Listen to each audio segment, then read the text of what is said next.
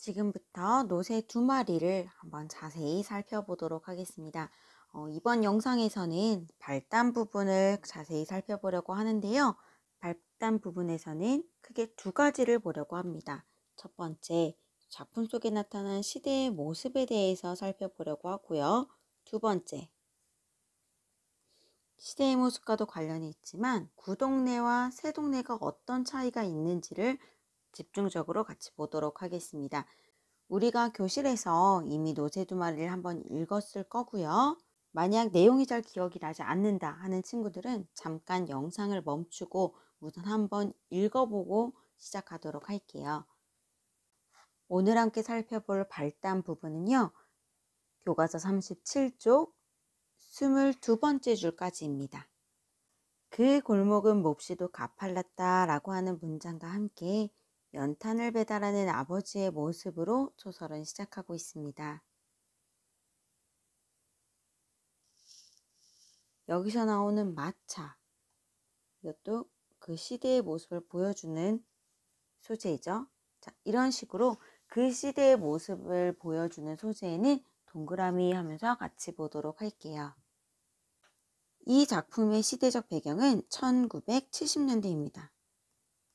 1970년대는 우리나라에서 굉장히 많은 변화가 있었던 그런 시기이기도 한데요. 어떤 변화가 있었는지 혹은 지금은 볼 수 없는 어떤 모습들이 있었는지 같이 보도록 할게요. 마차도 지금은 볼 수 없는 풍경이지만 여기에서 마차에 실은 연탄도 그렇죠. 지금 우리는 대부분 기름 보일러나 아니면 가스 보일러를 사용하고 있습니다. 그래서 연탄 자체도 굉장히 낯설고요. 그 연탄을 배달하는 풍경 혹은 몇 장씩 사서 새끼줄에 대롱대롱 매달고 다니는 풍경은 지금은 보기 어려운 모습이죠.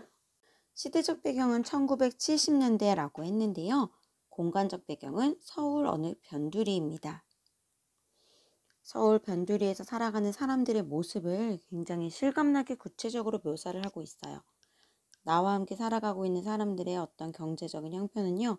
그날그날 벌어먹고 사는 사람들이 많아 경제적 수준이 그렇게 좋지는 않은 것 같죠. 자, 다음 장으로 한번 가보도록 하겠습니다. 자, 여기서는 문화주택이라는 이야기가 나오고요. 문화주택이 어떤 곳인가 보니까 슬래브 지붕을 한 새로운 형식의 집이라고 생각하면 되겠습니다.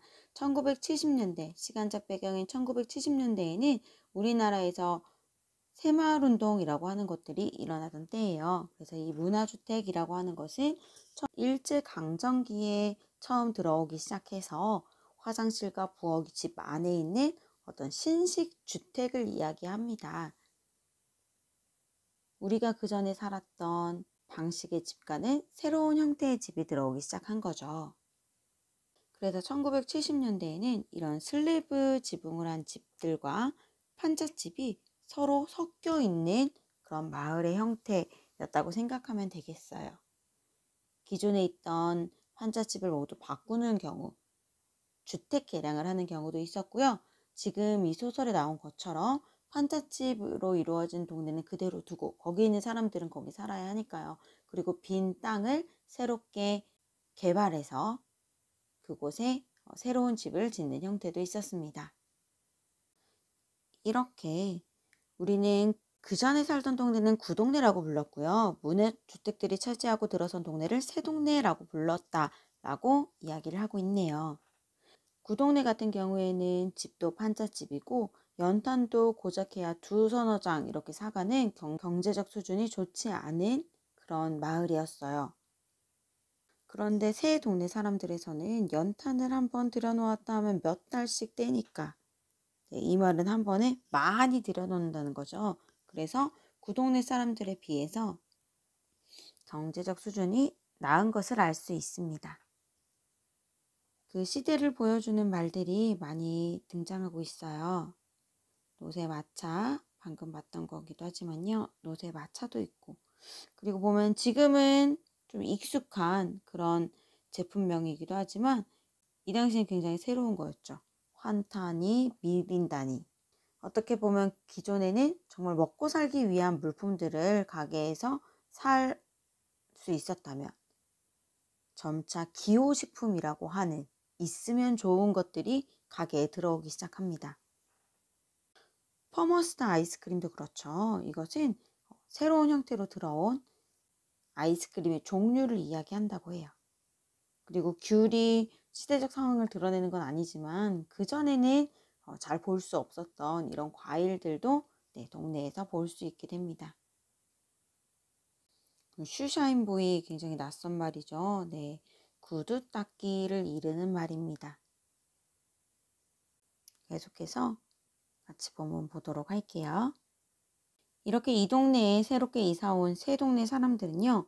너는 너 나는 나 하는 식으로 문을 꼭꼭 걸어 잠그고 누가 다가오는 것을 거절하고 있다고 해요. 이것은 이 사람들의 폐쇄적이고 개인주의적인 모습을 보여준다고 할 수 있겠죠. 자, 이렇게 발단 부분에서는요. 새 동네가 생기게 된 그런 모습 그리고 구동네와 새 동네의 모습을 계속 대비해 가면서 보여주고 있습니다. 구동네와 새 동네의 모습이 가장 대비되는 부분은 노새를 대하는 태도라고 볼 수 있을 거예요. 먼저 구동네에서 노새를 어떻게 대하는지 보여주고 있네요. 아무도 거들떠 보지도 않았어요. 그리고 노새를 반기기보다는 아우 왜 저래 하면서 약간 구박하는 그런 느낌이 있었습니다. 반면에 새 동네에서는 굉장히 신기해하고 반가워하고 뭔가 좀 귀여워하고 그런 모습이 보이죠. 근데 이런 것은 아이들도 마찬가지입니다. 어른들만 흐뭇한 미소로 보는 것이 아니라 놀다가도 멈추고 노새를 쳐다봤다고 해요. 아이들도 하고 있던 공짝이나 배드민턴을 멈추고 새 동네 아이들은 보통 공짝이나 배드민턴을 하면서 놀았네요. 새 동네 아이들이 노새를 보면 정말 너무 반가워하고 와 신기해하고 하니까 그럴 때마다 나는 나의 시커먼 몰골도 생각하지 않고 어깨가 으쓱해졌다. 아버지도 그런 심정일까? 이럴 때는 그럴 만한 대목도 아닌데 괜히 이랴 하면서 고삐를 잡아 끌었다. 아버지와 나의 노새에 대한 자부심을 느낄 수 있죠. 자, 계속해서 새 동네와 구동네 아이들의 모습을 묘사하고 있습니다. 새 동네의 아이들도 밖에 나오는 일도 드물었을 뿐더러 나와도 자기들끼리만 어울리지 기존에 있던 무리와 섞이는 일은 거의 없었습니다. 이건 뭐 개인주의적까지는 아니지만 다소 폐쇄적인 그런 모습을 볼 수가 있죠. 그리고 너무 달라서 노는 방식들이 사실은 너무 달라서 어울리기 힘들기도 했을 것 같아요. 그렇다면 구동네 아이들은 어떻게 노는가? 이 친구들이 특별히 나쁜 친구들은 아닌 것 같아요. 구동네 친구들은 내내 밖에서만 노는데 좀 거칠게 놀았던 것 같죠. 그래서 새 동네 아이들이 구동네 아이들을 일부러 배척한다든지 내친다든지 쫓아낸다든지 이런 건 아니었는데 좀 자연스럽게 서로 안 섞이는, 안 어울리는 그런 분위기가 있었습니다. 어떤 암묵적인 룰, 그런 게 있었어요. 구동네 아이들의 이런 거친 모습은 노새를 대하는 모습에서도 볼 수가 있습니다. 구동네 아이들은 괜히 노새 보면 괴롭히기도 하고 구박하기도 하고 그래서 평소에 말수가 적고 화내는 일이 드문 아버지의 성격을 직접적으로 묘사하고 있네요.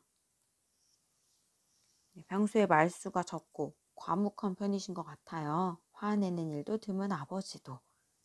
이럴 때는 눈에 불을 켜고 개구쟁이들을 내몰았다 라고 하는 부분에서 여기까지가 발단 부분입니다.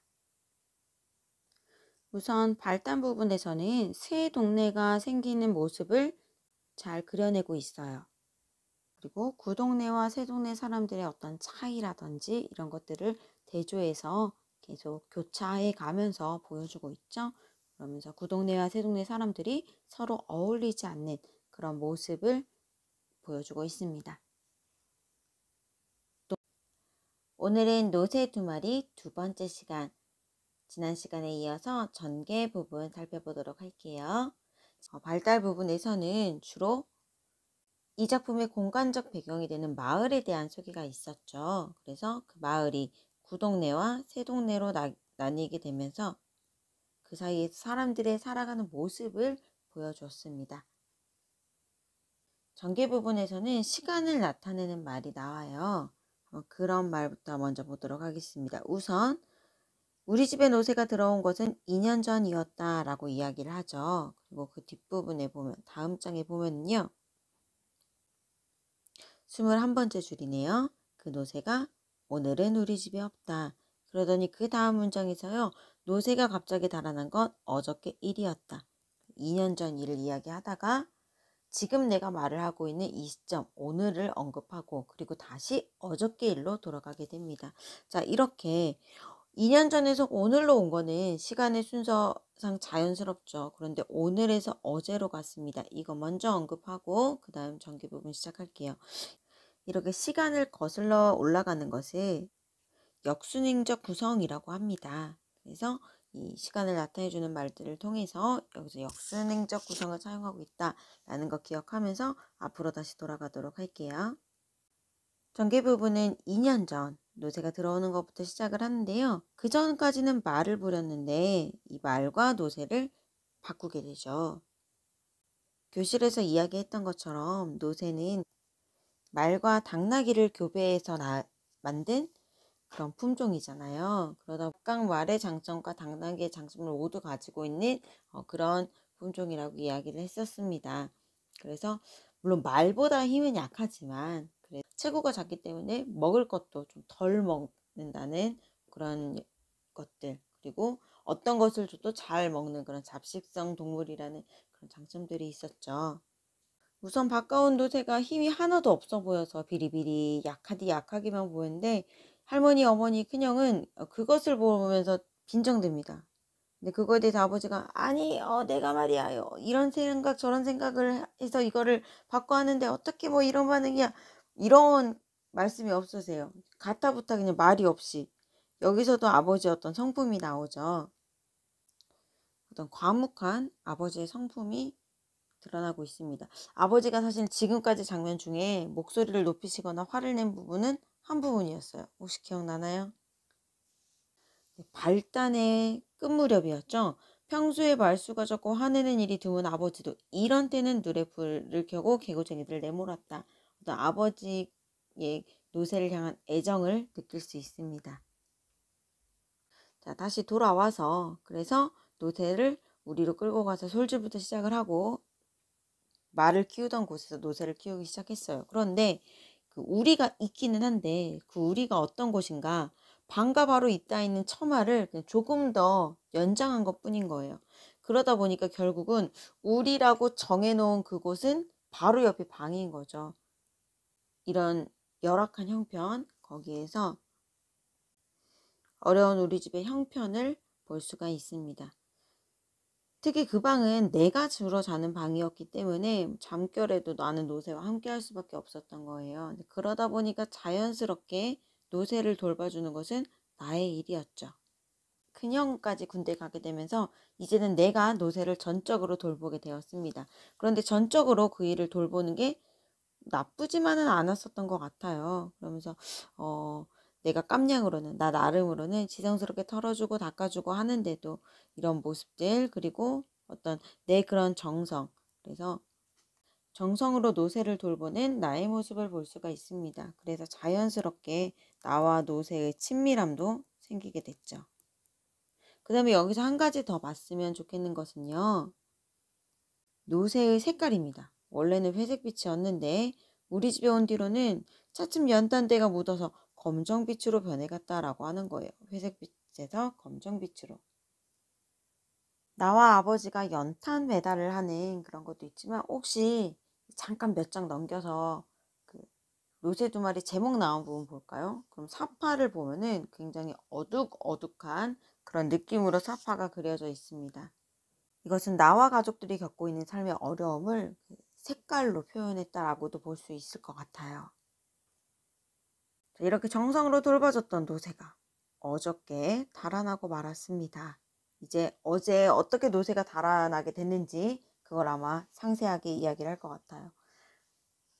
아버지가 연탄을 싣고 연탄 배달을 할 때 나는 이제 그 뒤를 잘 따라다녔는데 내가 뒤따르는 것은 아버지에게 큰 도움을 못 되고 그냥 할 일 없이 따라다니기만 할 뿐입니다. 집에 있는 것보다 나으니까. 그래서 좀 밀기도 했지만 그건 그냥 신용일 뿐이에요. 그래서 아버지가 따라다니지 말고 그냥 집에 가서 공부나 해. 다 했어요. 이렇게 하면은 그냥 아무 말 없이. 네, 우리 과묵한 아버지 한결같으시네요. 그런데 연탄을 씻거나 부릴 때 연탄을 직접 만져야 될 때는 한사코 그거는 하지 말라고 이렇게 말린 거죠. 근데 그럴 때 나는 그러면 더 좋지 뭐 라는 그런 홀가분한 마음이었다고 해요. 여기에서 우리가 이 아이가 서술자인 이유에 대해서 생각을 해봤으면 좋겠는데요. 자, 서술자 나죠, 나. 근데 이 아이는 아이의 시점으로 사건을 바라보고 있습니다. 그래서 주인공인 아버지를 바라보고 아버지의 말이나 행동을 우리에게 이야기를 해주고 있는 거예요.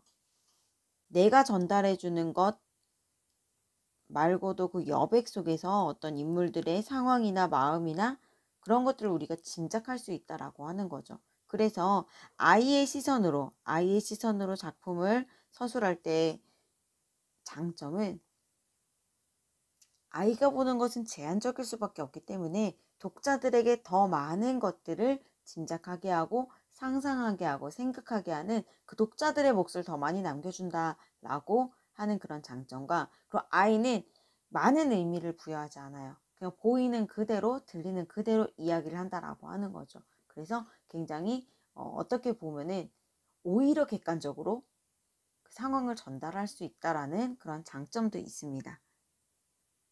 자, 계속해서 이야기가 이어지네요. 바로 어저께도 그랬다. 또 어저께 이야기가 나옵니다. 근데 그 시간을 나타내는 말이 반복되는 것과 함께 그 가파른 골목길이라는 말도 반복되고 있어요. 15번째 줄에도 보면은 그 가파른 골목길 어기라고 해서 그 가파른 골목길이라는 말이 계속 반복되고 있습니다. 사실은 이 이야기가 시작될 때도 그 골목은 가팔랐다라는 그런 내용으로 시작을 하고 있고요. 계속해서 그 골목길이 가파르다라는 내용을 반복해서 이야기하고 있는 것은 그것을 좀 강조하고 싶은 그런 의도겠죠. 자, 얘기의 앞뒤가 조금 뒤바뀌었지만 우리 아버지는 연탄가게 주인이 아니라 배달 일만 맡고 있다. 그러고서 한 가지 자랑스러운 일에 대한 이야기를 해요.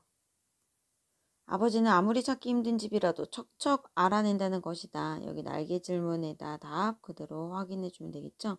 나가 아버지에 관해 자랑스러워하는 일은 무엇인가?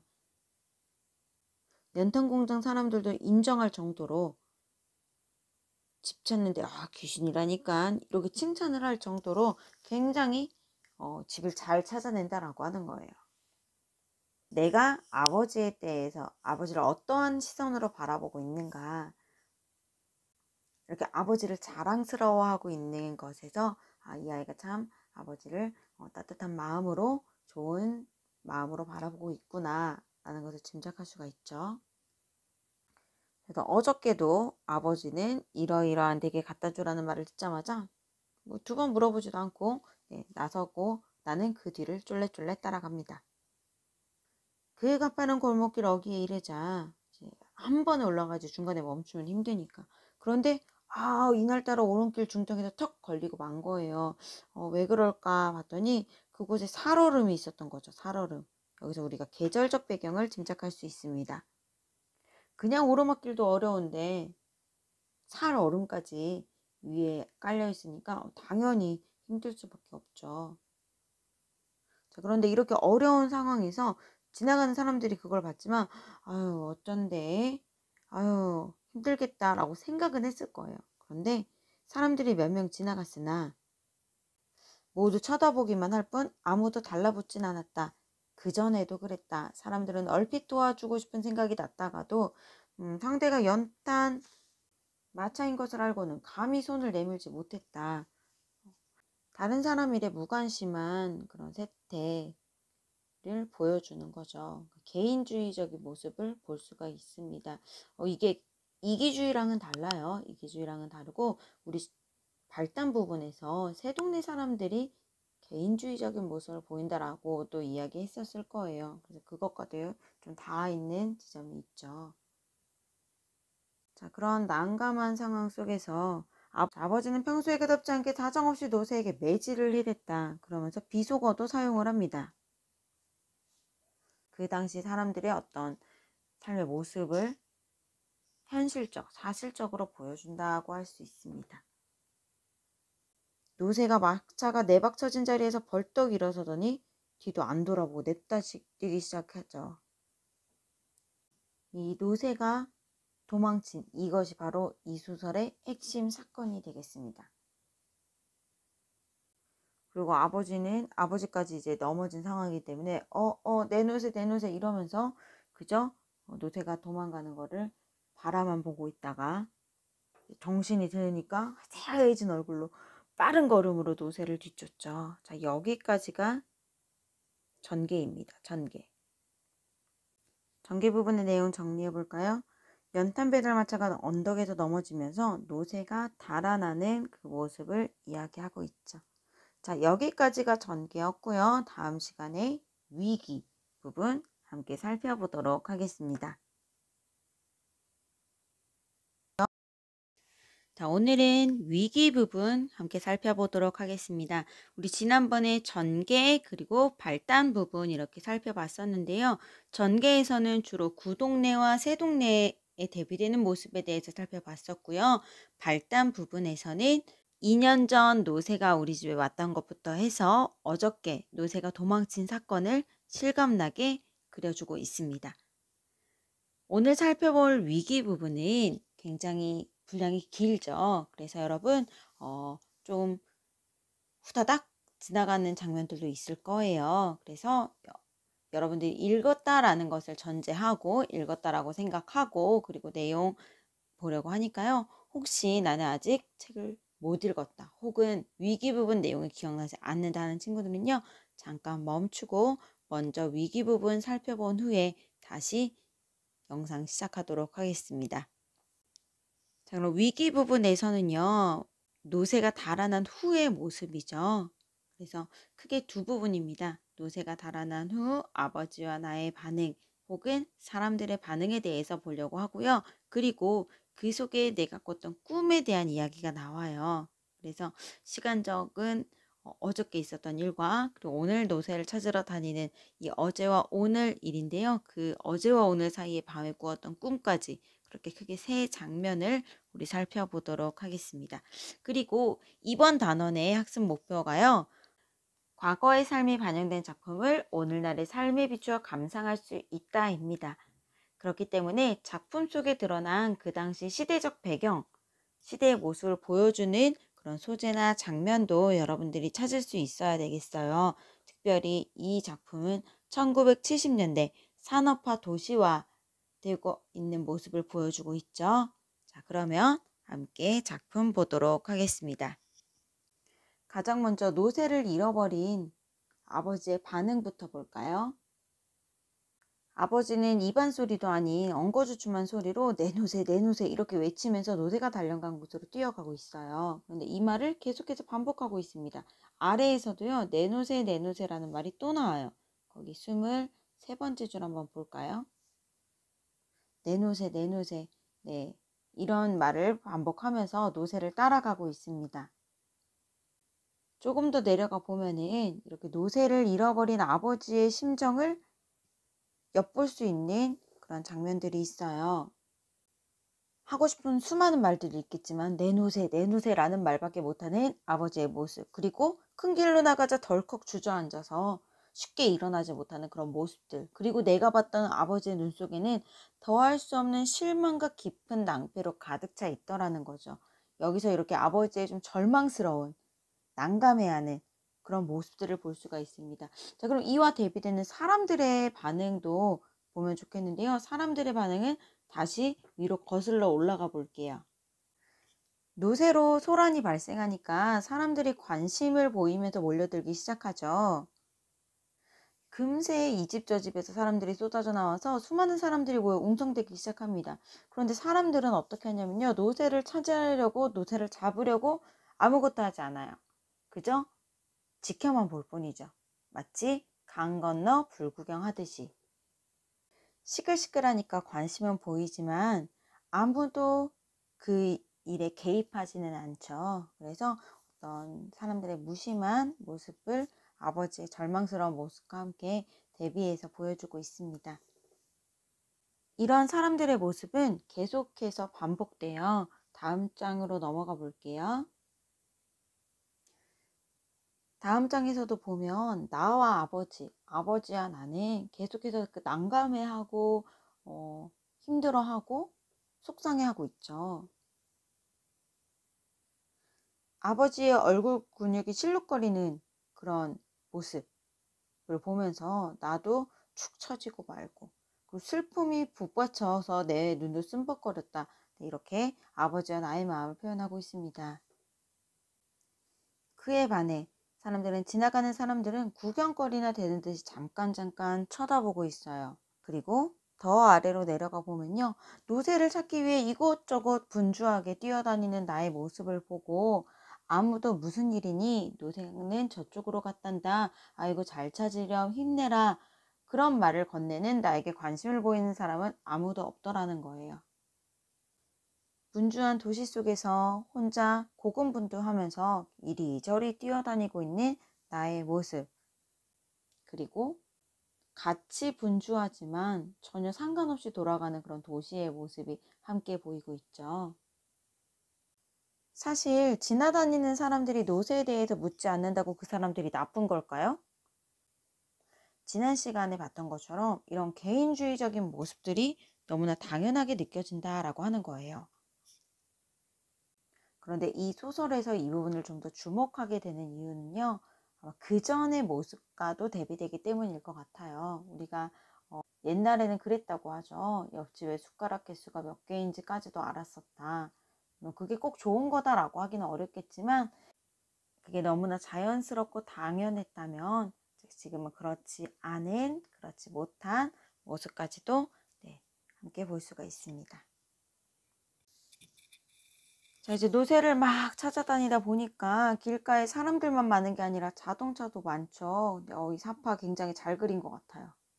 네, 나의 눈에는요, 이 지나다니는 자동차들이 다 노새처럼 보입니다.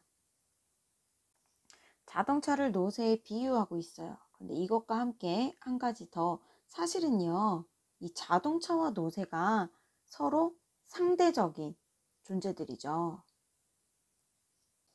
자동차는 굉장히 빠르고 노새는 느립니다. 하지만 자동차는 생명이 없는 것이고 노새는 생명이 있는 것이고요. 어떻게 보면 자동차는 산업화 도시화의 상징이라고도 할 수 있을 것 같아요. 그리고 노새는 지금은 사라져가는, 잊혀가는 그런 옛 것들의 대표라고도 할 수 있을 것 같고요.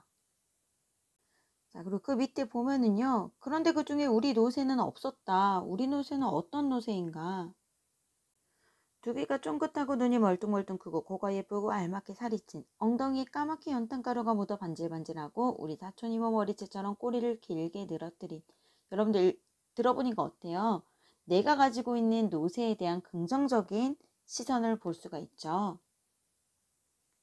이런 긍정적 시선은 나중에 또 나옵니다. 나는 점심도 거른 채 계속해서 노새를 찾아다니고 있는데 사람들은 여전히 내가 왜 이렇게 뛰어다니는지에 대한 관심은 없고, 아이고 이 녀석아 얘가 왜 이래 눈을 어디 두고 다녀 라고 하는 그런 무심한 모습들을 보여주고 있어요. 아무도 무슨 일이니 라고 물어보지 않는다는 거죠. 다음 장에서도 노새를 바라보는 나의 긍정적인 따뜻한 시선을 볼 수 있습니다. 그러고 보면 나는 그동안 우리 노새와 깊이 정이 들어 있었는지도 모른다. 근데 나만 그런 게 아니라 저도, 노새도 나를 알아보는지 그 큰 눈을 한번 크게 치떴다가 내리곤 했다. 나에게 노새는 어떤 의미였을까? 한번 여러분 생각해 보세요. 자, 그럼 여기서는 연탄과 관련된 다양한 표현들이 나옵니다. 회색빛이었던 노새는 시커먼 엉덩이를 하고 있고요. 그리고 나의 별명은 까마귀 새끼예요. 그리고 아버지를 보니까 시커먼 몰골을 하고 있는데 구두는 어느새 깜장 구두가 되어 있고 온몸이 검정투성이, 심지어는 콧물까지도 까맸다는 거죠. 그런데 그 와중에서도 눈 하나만큼은 쾌행하니 빛났다라고 하는 거예요. 이것은 어려운 형편에도 불구하고 어떤 자신의 일에 대해서, 자신의 가족에 대해서 책임감과 의지를 가지고 있는 그런 아버지의 모습을 보여준다라고 할 수 있겠죠. 그런데 나한테 까마귀 새끼라고 놀리는 우리 동네 아이들 모습 볼까요? 영길이네 아버지, 종달이네 형님, 순철이네 아버지, 귀달네 아버지. 다 어때요? 어떻게 보면은 내로라 하는 그런 직업들이 아니죠. 하지만 저희네들 아버지는 별것이었던가. 그래서 영길이도 종길이도 순철이도 귀다리도 다 나름의 별명들을 가지고 있더라는 거예요. 이것은 구동네 사람들이 가지고 있는 직업을 이렇게 보여주면서 그들의 경제적 사정이나 형편이 썩 괜찮지 않더라라는 걸 짐작할 수 있죠. 그런데 이런 내가 까마귀 새끼라는 별명을 가지고 있다는 것은 어떻게 보면 뭐 당연하지, 뭐 억울할 게 뭐야, 근데 그 별명 싫어하지 않아 라는 어린아이인 나의 어떤 긍정적인 순수한 그런 모습들을 또 볼 수 있습니다. 다음 장에서는 시대적 모습을 보여주는 말들을 좀 찾아볼까요? 옛날엔 통행금지가 있었다고 하죠. 할아버지, 할머니, 아버지, 어머니, 이모, 삼촌들 혹시 통행금지를 경험해 본 적 있는지 한번 여쭤보는 것도 재미있을 것 같아요. 통행금지 시간이 있어서 다양한 에피소드들도 있더라고요. 그 시간 이후에 밖에 돌아다니면 안 되는 거죠. 이 야간 통행금지는 한국전쟁 직후부터 시작해서 80년대 초반에 해제되었다고 해요. 그래서 이 소설의 배경인 1970년대에는 모두가 당연하게 야간 통행 금지를 지켰던 그런 시기라고도 볼 수 있겠습니다. 그리고 조금 더 내려가 보면은요, 아버지는 원래가 마부였다. 그리고 우리 가족은 사실 원래는 시골에서 살았다고 해요. 그래서 거기서도 줄곧 말마차를 끌었고 어쩌다가 소 달구지를 끄는 적도 있긴 했지만 도로 말마차로 바꾸곤 했다. 우리 가족이 원래 살던 시골에서는 너무나 당연하게 말이나 소를 이용을 했던 거죠. 농사를 지을 때도 그렇고 물건을 옮길 때도 그렇고. 그런 도시에 오니까 조금 상황이 달라졌습니다. 도시에 왔더니 우와 대박, 3년차가 돌아다니더라는 거예요. 2021년 지금은 3년차도 어색하죠. 그런데 노새나 말이나 요즘은 이라는 말을 쓰고 있습니다. 자, 요즘은 그놈의 3년차 때문에 아버지의 일감이 자체 줄어드는 듯 하기도 해요. 그래서 정말로 아버지의 말마차가 위협을 느낀 적도 있었고 실제로 일감을 빼앗기기도 했대요. 그런데 그때마다 아버지의 반응, 휘발유 한 방울 안 나오는 나라에서 자동차만 많으면 뭐래? 마치 애국자처럼 말했지만 아빠 마음 아는데 그 뒤에 숨은 오기가 느껴졌다고 합니다. 방금 앞에서 자동차와 노새가 서로 대비된다라고 했는데 3년차와 노새도 마찬가지죠. 그럼 아버지는 3년차 쪽인가 노새 쪽인가? 네, 노새 쪽입니다. 그래서 변화하는 사회 속에서 그 변화에 적응하지 못하고 옛것을 계속 가지고 가는, 혹은 아버지가 정말 원해서 그런 걸까요? 아마 그런 건 아닐 거예요.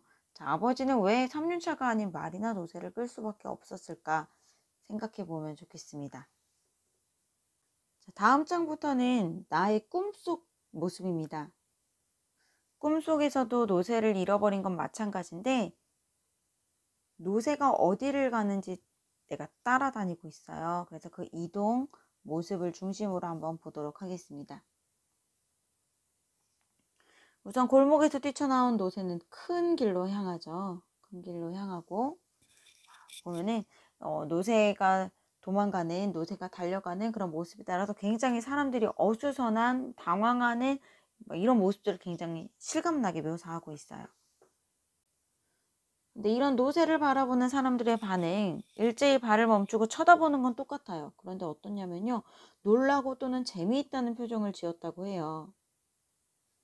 현실과는 조금 다른 사람들의 반응이죠. 어허, 저놈이 제 세상 만났군. 아우, 저렇게 한번 뛰어보고 싶었을 거야. 엄마, 저게 뭔데 저렇게 뛰어가 말이지? 노새 같다 얘. 하면서 현실과는 좀 다르죠. 조금 더 따뜻한, 조금 더 이해해주는 그런 시선들을 볼 수 있습니다. 사람들이 그러거나 말거나 노새는 뛰고 또 뛰었습니다. 그런데 연탄 짐도 가파른 길도 채찍질도 앞길을 막는 사람도 없이 정말 훨훨훨 날 것처럼 뛰어갔다는 거예요. 자, 방금 말한 이것들은 어떤 존재, 어떤 의미인가요? 노새를 움직이지 못하게 하고 노새를 힘들게 하는 그런 대상들이죠. 그런데 이런 것들 없이 노새는 자유롭게 뛰어가고 있습니다. 자, 큰 길로 나온 노새가 이르던 곳은 횡단보도죠. 그곳에서도 사람들과 함께 한바탕 소동이 벌어집니다.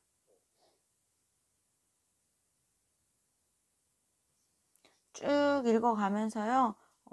사람들의 아마 풍경이 굉장히 실감나게 묘사되어 있으니까 좀 눈으로 그려보면서, 마음으로 그려보면서 같이 읽어보면 좋겠습니다. 큰 길에서 횡단보도, 그리고 그 다음은 이제 번화가에 들어섰어요. 그러더니 큰 시장으로 향합니다. 어딘지는 크게 중요하지 않아요. 다 난리가 났어요. 다음 장에서도 계속 노새는 뛰어다니죠. 한 길, 한강다리, 그리고 고속도로까지. 그러나 노새는 절대로 뛰는 일을 멈추지는 않았다. 여기까지가 나의 꿈입니다. 노새는 골목에서 탈출을 시작해서 큰길, 횡단보도, 번화가, 큰 시장, 한길, 한강다리, 고속도로 이렇게 이동을 합니다. 근데 보면 점점 어때요? 점점 더 넓어지는 그런 느낌이죠. 큰 길에서 한 길, 한강다리, 그리고 고속도로까지. 그리고 노새에게는, 한강다리를 건너는 노새에게는 검은 불이 떨어지고 있습니다. 이것도 어떻게 보면 노새의 그런 힘든 삶을 보여주는 거죠. 자, 이제 꿈은 끝나고 아침이 되어서 나는 아버지와 함께 다시 노새를 찾으러 나섭니다. 꿈 때문에 마음이 영 그렇게 출발을 했는데 날씨가 몹시도 차요. 길은 단단히 얼어붙고 꿈 때문에 조금은 무거운 마음으로 출발을 했는데요. 나왔더니 날씨가 장난이 아니네요. 그 전에 살얼음도 있었죠. 이제 이런 계절적 배경이 왜 하필 겨울인가? 우리가 겨울 하면 보통 어렵고 힘든 시기를 생각하게 되죠. 그래서 이런 계절적 배경이 겨울인 것도 아마 이유가 있을 겁니다.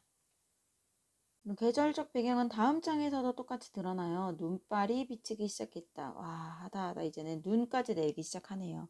그런데 그 와중에도 사람들은 우리 부자에게 아무도 관심이 없더라는 거예요. 꿈에서는 이렇지 않았는데 현실로 돌아오니까 여전히 사람들은 우리에게 무관심합니다. 이렇게 힘들게 걷는 나와 아버지, 그런데 여기서 또 아버지에 대한 묘사나 아버지에 대한 생각이 드러나는 부분들이 있습니다. 아버지는 키가 컸고요. 아버지의 손은 크고 투박하고 나무 토막처럼 단단했어요. 특히 아버지의 이 손 같은 경우에는 가족을 책임지는 가장으로서 아버지가 얼마나 고된 삶을 살아왔는지를 보여준다고 할 수 있습니다. 근데 이 상황에서 나는 좀 우스웠대요. 그동안 아버지의 손을 잡고 걸어본 적이 없다고 하는 거죠. 그래서 이것은 가장으로서의 책임감은 넘치지만 자녀에 대한 따뜻함은 조금 부족한, 아쉬운, 그야말로 전형적인 옛날 아버지의 모습을 보여주는 것 같아요. 가부장적인 그런 모습도 볼 수가 있습니다. 이렇게 여기 18번째 줄까지가 위기가 되겠습니다. 위기 부분의 내용을 정리해 보면요. 달아난 노새가 소동을 벌이는 꿈을 꾸고 나서 다음날 아버지와 함께 노새를 찾으러 다니는 거죠. 전개 부분에서는요. 아버지와 내가 따로따로 다녔어요. 근데 이 위기 부분에서는 아버지와 함께 노새를 찾으러 다니고 있습니다. 다음 절정과 결말로 이어질 거예요. 자, 굉장히 위기의 분량이 많았기 때문에 영상도 좀 길이가 길죠. 그래도 여러분들 잘 봐주셔서 고맙습니다. 성공했어요. 자, 가장 힘든, 가장 어려운 구간을 지나갔습니다. 훌륭해요. 잘했습니다. 자, 그러면 오늘 영상은 여기까지 보도록 하겠고요. 다음 시간에 절정과 결말 부분 함께 보도록 할게요. 오늘은 노새 2마리의 절정과 결말 부분 함께 살펴보도록 하겠습니다. 잠깐 이전 시간의 내용 한번 되돌아볼게요. 구성 단계별로 나누어서 노새 2마리를 함께 살펴보고 있습니다. 첫 시간에 봤던 발단 부분에서는 작품의 배경이 되는 구동네와 새동네에 대해서 보여주고 있었어요. 서로 다른 삶의 모습을 보여주고 있죠. 그래서 한 동네라고 하기는 조금 애매한, 어려운 그런 모습을 보여줍니다. 전개 부분에서는 중요한 소재인 노새에 대한 자세한 이야기를 하고 있어요. 2년 전 노새가 오게 된 날부터 시작해서 우리 가족에게 나에게 노새가 어떤 존재인지 어떤 의미인지 이야기하면서 그런데 그런 노새가 오늘은 우리 집에 없다 라고 이야기를 하죠. 왜 없을까? 어제 노새가 도망쳐 버렸습니다. 자, 이렇게 2년 전부터 오늘로 오는 거는 자연스러운 시간의 구성이지만 오늘로 시작해서 어제로 가는 것은 시간을 거꾸로 가는 거죠. 이런 구성 방법을 역순환적 구성이라고 이야기합니다. 다음은 가장 많은 분량을 차지하는 위기 부분이에요. 어제 노새를 잃어버리고 나서 간밤에 꾸었던 꿈, 그리고 오늘 다시 또 노새를 찾는 그 흐름으로 이야기가 진행되고 있습니다. 분량이 긴 만큼 여러 가지 세세한 부분도 많지만요. 가장 핵심이라고 할 수 있는 것은 꿈에서 노새의 모습, 골목에서부터 시작해서 횡단보도, 그리고 넘어 고속도로까지 이렇게 점점 넓어지고 그래서 더 자유로워지는 그런 모습을 볼 수 있죠. 꿈에서는요. 그리고 현실에서 노새를 찾아다니는 나와 아버지, 그리고 사람들의 모습이 약간 대조까지는 아니지만 조금 다른 모습을 보이고 있어요. 그래서 나의 절박함, 어려움 이런 것과는 달리 사람들의 어떤 무심함 이런 것들이 좀 더 극적으로 대비되고 있습니다. 자, 그래서 오늘은 절정과 결말을 살펴보려고 하는데요. 절정에서는 동물원에서 일어나는 모습을, 결말에서는 대포집이라고 표현되는 동네 작은 술집이라고 생각하면 될 것 같아요. 그리고 우리 집에서의 사건들을 볼 수가 있습니다. 그래서 절정과 결말 부분에서 가장 중요한 것은요. 제목인 노새 2마리의 의미가 분명하게 드러나는 부분이 절정과 결말이에요. 자, 그럼 이제 본격적으로 절정과 결말 함께 살펴보도록 하겠습니다. 아버지와 내가 동물원에 들어간 것은 해가 질 무렵이었다. 시간이 얼마나 경과되었는지를 보여주네요. 좀 더 위로 올라가서 10번째 줄에 보면은 점심때쯤이라는 말이 있죠. 그리고 더 거슬러 올라가서 앞장으로 가볼까요? 51쪽 20번째 줄에 보면은 이른 새벽이라는 표현이 나옵니다. 그래서 이제 오늘의 이야기를 하고 있는 거잖아요. 오늘 이른 새벽부터 점심 그리고 해가 질 무렵까지 아버지와 함께 노새를 찾아다니는 그런 일정, 그런 여정이 드러나요. 자, 걷다가 조금은 생뚱맞지만 동물원에 도착을 했습니다. 동물원에 들어오게 된 나의 느낌. 아이고, 참 희한하네. 그리고 참 가다가 별일도 다 있다. 이런 반응이죠. 남들 눈에는 한가하게 동물원 구경을 온 다정한 부자처럼 비치겠지만 실상은 그렇지가 않기 때문이에요. 자, 해가 질 무렵에 방문한 동물원은 조용할 뿐만 아니라 을씨년스럽기까지 합니다.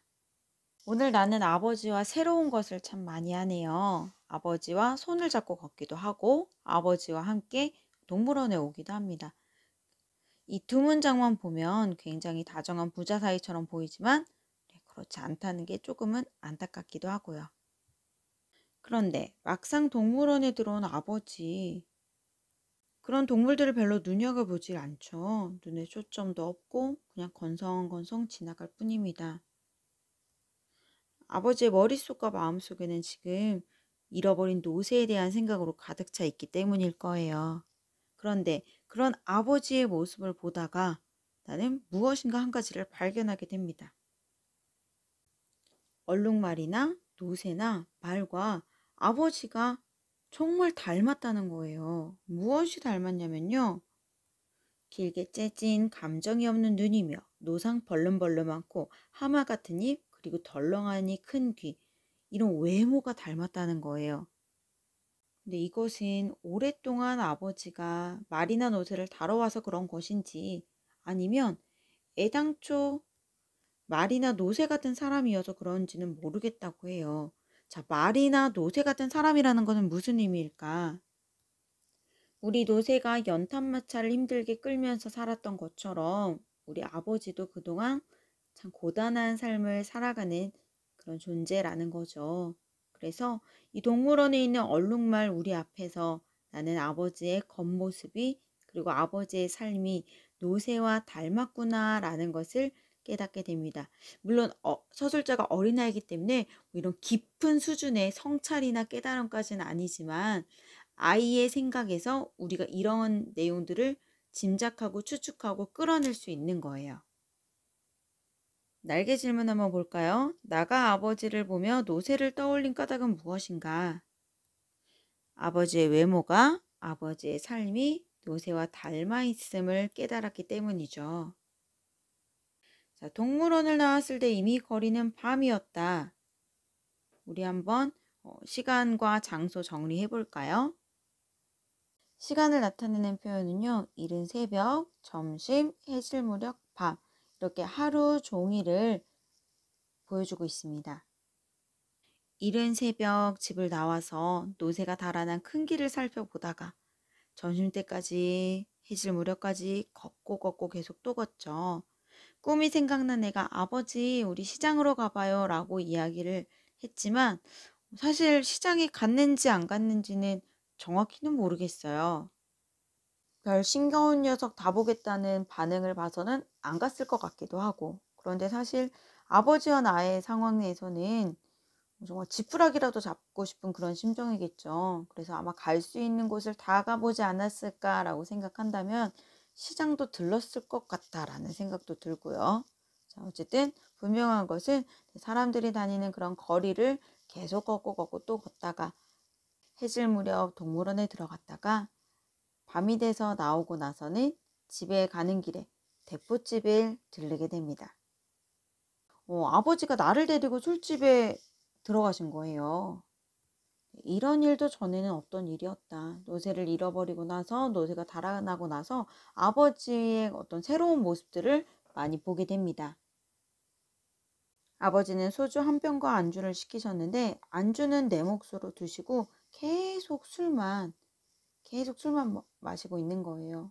아마 제대로 식사도 못하고 하루 종일 돌아다녔겠죠. 그런데 이제 빈속에 술을 드시고 원래 아버지는 또 술이 약한 편이고 하니까 어린 내가 아버지를 걱정합니다. 아버지 그만 드세요. 몸에 해로워요. 그래서 이 아이는 아버지를 참 좋아하고 사랑하고 그리고 따뜻한 성품을 가지고 있다는 게 이런 중간중간 말에서 볼 수가 있어요.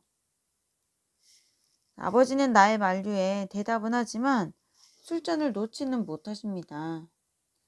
아마 노새를 잃어버린 데서 오는 괴로움 때문일 것 같아요. 잠깐 47쪽으로 한번 가볼게요. 아버지의 괴로움은 무엇 때문일까? 아버지는 어젯밤에도 밥도 제대로 안 드시고 그냥 방 한가운데 들어눕고 말죠. 아버지는 지금 내일부터 당장 벌이를 나갈 수 없는 아픔보다도 길들여 키워온 노새가 가여워서 저러는지도 모를 일이었다. 아버지가 직접 이것 때문에 힘들어, 이것 때문에 괴로워 라고 하지 않았기 때문에 어떤 마음인지는 알 수가 없습니다. 한번 여러분들은 어떤 마음일지 추측해 보세요. 나는 아빠가 노새가 가여워서 저러는구나 라고 생각을 했어요. 이것은 어떻게 보면 아이의 시선이기 때문에 가능할 수도 있겠죠. 당연히 기른 정, 키운 정, 이런 정 때문에 노새가 안쓰럽고 가엾고 이런 것도 있겠지만 가장이라고 하는 그런 아버지의 입장에서는 당장 앞으로 무엇으로 벌어먹고 살지? 라는 고민이 당연히 있었을 것 같습니다. 자, 54쪽으로 다시 돌아와서 이런 아버지의 고민과 고민의 이유죠. 아버지의 책임감. 여기서도 볼 수가 있는데요. 이제부터 내가 노새다. 이제부터 내가 노새가 되어야지 별 수 있니? 그놈이 도망쳤으니까 이제 내가 노새가 되는 거지. 여기서 노새가 하는 역할이 뭐였어요? 연탄을 나르는 역할이죠. 연탄을 나른다는 것은 우리 집이 먹고 살 수 있는 그런 벌이 수단입니다. 여기서 이가 없으면 잇몸으로라도 살아야지 라고 하는 가족에 대한 아버지의 책임감을 엿볼 수 있고요. 그래서 나는 주저앉을 수 없어. 나는 주저앉지 않을 거야 라고 하는 아버지의 삶에 대한 의지도 함께 볼 수 있습니다. 그렇게 취한 아버지의 모습을 보면서 아버지가 히힝 하면서 노새 흉내도 내고요. 근데 그런 모습이 무섭지만은 않습니다. 그러고 보니까 나는 형은 노새 새끼고 어머니는 암노새고 할머니는 어미노새인가? 이 장면에 어떤 과학적인 것까지 끌어들일 필요는 없겠지만 우리가 알고 있는 그런 지식과 상식에서 노새는 이러한 가족관계가 성립할 수 없다 라는 것까지 같이 생각을 하면은 이 부분이 또 다른 의미로 더 깊이 다가올 수도 있을 것 같습니다. 그런데 나의 반응은요. 나도 아버지를 따라 힝 웃었다. 그냥 나도 턱없이 즐거웠다. 노새 가족 재미있네 하면서 오히려 신나는 모습이에요. 아버지의 삶의 고달픔 이런 것과는 별개로 아이가 보여주는 이 순수함 때문에 조금은 극 중에서 이야기 속에서의 긴장이 살짝 풀리는 그런 것들도 있고요. 또 현실과 상관없이 너무나 순수한 그런 아이의 시선이기 때문에 더 마음이 아픈 부분들도 있습니다. 근데 이러한 즐거움은 오래갈 수가 없었어요. 집에 당도했을 때 무참히 깨어지고 말았다. 우리를 본 어머니가 허둥지둥 달려나와 매달립니다. 어머니의 하시는 말씀을 들어보니 순경이 찾아와서 노새가 이런저런 피해를 입히게 됐으니 아버지를 잡아놓겠다라는 말을 하고 갔다는 거예요. 여기서 냉혹한 현실을 또 볼 수가 있죠. 아버지의 삶에 대한 의지와 상관없이 혹은 아버지가 겪는 어려움과 상관없이 너는 이렇게 했으니까 이런 벌을 받아야 돼. 세상이 한 사람 한 사람의 상황, 그 사람의 역사, 그 사람의 스토리에 귀 기울이지는 않더라는 겁니다. 이 말을 들은 아버지는 술이 확 깨는 듯 그 자리에 선 채 눈만 뒤룩뒤룩 굴리고 서 있더니 힝 하고 코를 풀었습니다. 그러고는 어두운 골목길로 걸어 나갔습니다. 자, 이 마지막 부분이요. 이 노새 두 마리라고 하는 제목의 의미를 가장 분명하게 드러내주는 부분이라고 할 수 있을 거예요. 그리고 작가가 서술자를 통해 하고 싶은 주제의식이라고 해야 할까요? 이 작품의 주제가 드러나는 부분도 이 결말 부분에 특별히 더 이 마지막 부분이라고 할 수 있겠습니다. 나는 그 순간 또 한 마리의 노새가 집을 나가는 것 같은 착각을 일으켰다. 그리고 무엇인가가 뒤통수를 때리는 것을 느꼈다. 아버지뿐만 아니라 우리 같은 노새는 어차피 이렇게 비행기가 붕붕거리고 헬리콥터가 앵앵거리고 자동차가 빵빵거리고 자전거가 쌩쌩거리는 대처에서는 발붙이기 어려운 것인가. 이 비행기, 헬리콥터, 자동차, 자전거는 노새와 대비되는 것이죠. 그러면서 칠수 어머니가 이야기합니다. 최소한도 자동차는 굴려야지 지금이 어느 때인데 노새를 부려. 이때의 노새는 힘들고 고단한 삶을 사는 존재이면서 시대에 적응하지 못하는 아버지와 나와 같은 그런 존재를 상징한다고 볼 수 있겠습니다. 아버지가 또 한 마리의 노새처럼 느껴지는 이 마지막 부분. 물론 중간에서 동물원에서 아버지가 노새와 참 닮았구나. 그때는 닮았는데요. 이제 결말 부분에 와서는 그 두 존재가 서로 동일시되고 있죠. 날개 질문 한번 같이 볼까요? 나가 철수 어머니의 말을 떠올린 까닭은 무엇일까? 집을 나서는 아버지의 모습을 보면서 노새는 살아가기 어렵구나. 이런 대처의 삶, 도시의 삶에 적응하면서 살아간다는 것이 어렵구나 라는 것을 깨달았기 때문이 아닐까요? 자, 이렇게 발단부터 시작해서 결말까지 모두 살펴봤습니다. 이제 교실에서 학습지와 학습활동 정리하면서 다시 한번 노새 두 마리에 대해서 정리해 보도록 할게요. 그럼 오늘은 여기까지 하도록 하겠습니다.